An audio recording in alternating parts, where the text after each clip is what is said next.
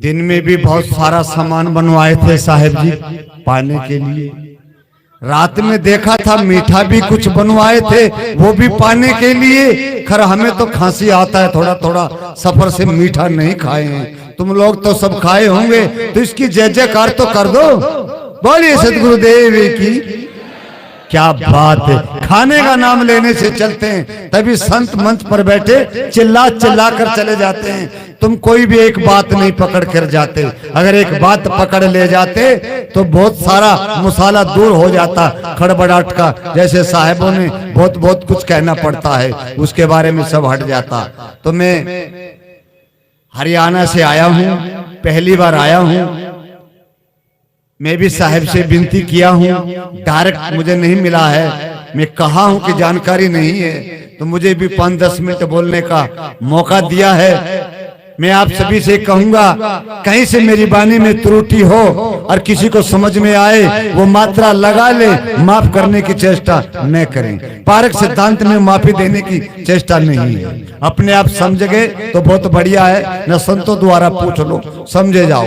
मैं एक छोटी सी बात कहना चाहूंगा। आज 1-2 शब्द हैं, तकरीबन उन दोनों शब्दों पर लड़ाई झगड़ा जारी।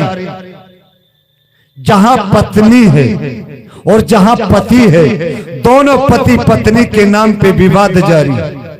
क्या माताएं लोग हाथ उठा करके बता सकते हैं क्या ये विवाद है या नहीं? और जो हमारी बूढ़ी माताएं बैठी हैं, हमारे बुजुर्ग बूढ़े बैठे हैं, उनके जमाने में 1-2 शब्द हुआ करते, पति और पत्नी। इन शब्दों की इतनी कीमत हुआ करती, इतनी कीमत हुआ करती जिसका कोई आकलन नहीं था। आज ये दोनों शब्द इतने बेकार हो गए।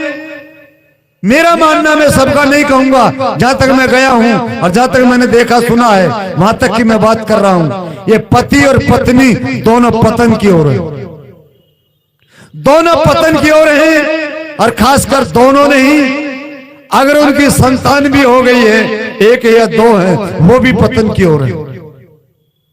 माने क्यों? झूठी ताड़ी मत बजाना। अगर किसी के विचार में है तो दबा दबा कर बजा देना, जो इस झगड़े में जारी है।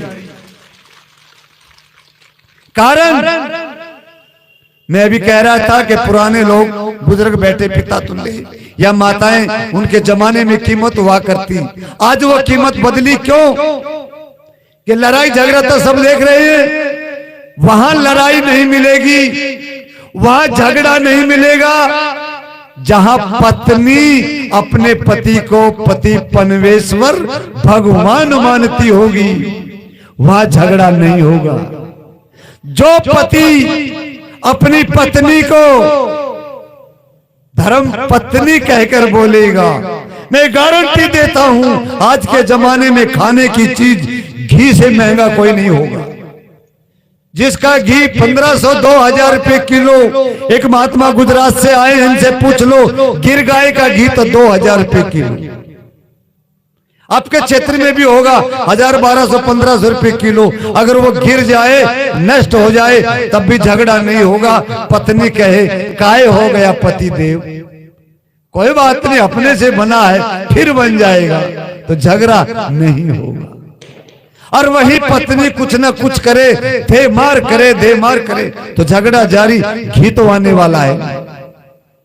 मेरा कहने का भाव ये है, सभी संत नहीं है, सभी मंत नहीं है। साध्वी मेरी बहन बेटी 5-7 हैं, जो मेरी माताएं बहनें परिवार से जुड़ी हैं।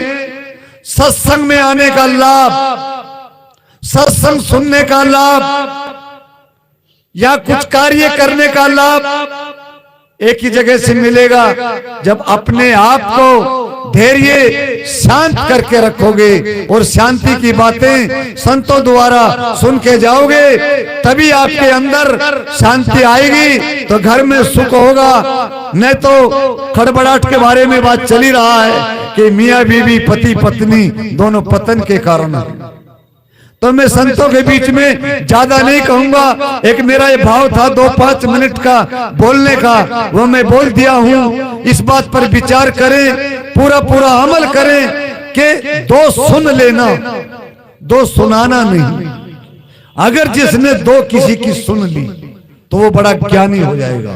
अगर किसी की दो सुन के अपना हुक्कार चार फेंक दिया तो वो तो खत्म है ही, आप भी उसके पीछे लग गए।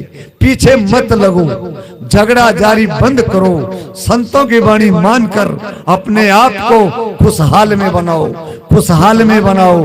बोलिए सतगुरु कबीर साहिब की।